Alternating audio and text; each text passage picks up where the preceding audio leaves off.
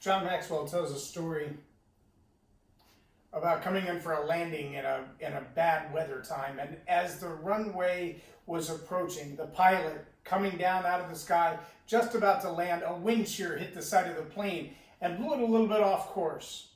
Suddenly, the pilot throws it into full throttle and goes right back up in the sky where he started from. Welcome to Leading Leaders Podcast. 5-minute videos, 5 days a week. I'm Loren Norris with Leading Leaders Podcast.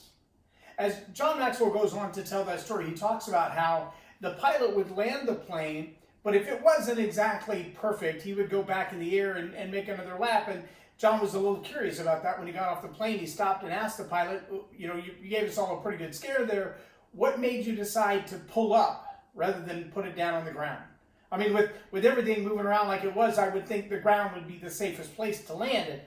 And the pilot said, it wasn't. And he said, well, when did you decide that? When in the course of this moment? Because, we thought we were coming in for a landing. We thought everything was good. It was a little rough, and then all of a sudden we're back in the air again and everything changed. Everybody kind of freaked out. When did you decide that you needed to put it back in the air? Was it when the wind shear hit? Was it the first wheel touched the ground? Was it just before you touched the ground? What made you decide that was the time to put it back in the air? The pilot said about 30 years ago. John said, what do you mean 30 years ago? He said, well, I used to be I used to be a pilot for the Navy, and I had to land on aircraft carriers. And when they're pitching about in the sea, you get a really quick representation of whether or not you're going to land smooth and soft on that ground, or if you're going to get thrown overboard, or if you're going to land and bounce and not be able to get enough traction to stop or to catch the barrier. And I wasn't going to take that chance. And I'm not going to take that chance with you on board that we're going to have a rough landing. And so if it's not perfect, I'm going to make another pass. But I decided 30 years ago what a perfect landing looked like for me. I've made that decision well in advance. Now, how does that apply to your leadership today? Today, in the middle of COVID-19, in the middle of shelter in place, which has now just been extended by our U.S. president till April the 30th.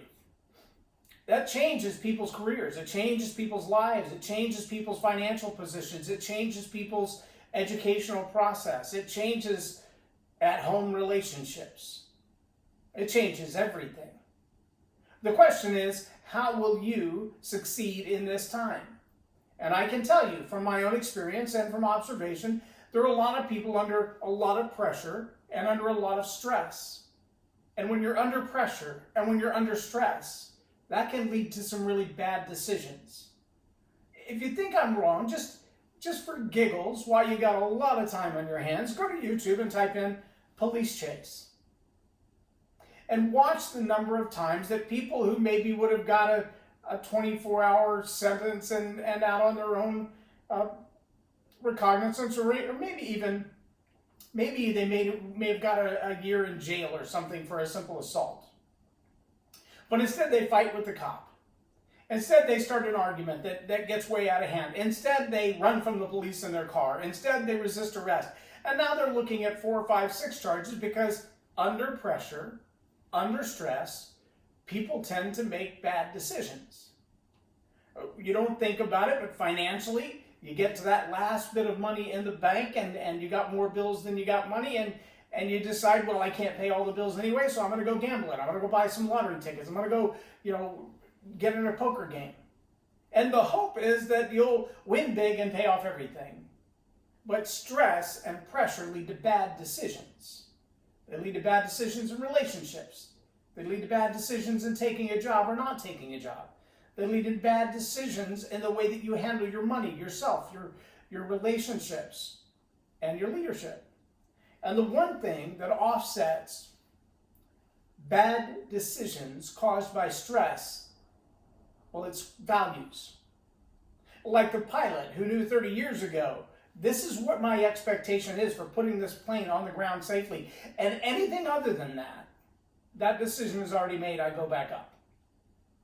If you find yourself during this season under a lot of pressure and a lot of stress, go back to your core values. What are the things you've said all your life, I would never do that, or I will always do that? Now, I'm not talking about inner vows and judgments that lead to other bad decisions, but I'm talking about knowing that you would never, sell your body for sex just to make the bills. That you would never sell your children to be able to pay your bills. That you wouldn't trade your relationships for a little bit of income. See, those are core values.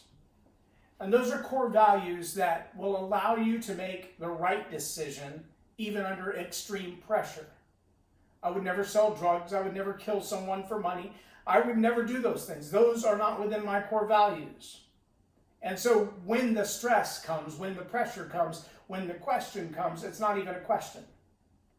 What are the things that you hold dear in your mind and in your heart that you say, that's a core value, I would never violate that.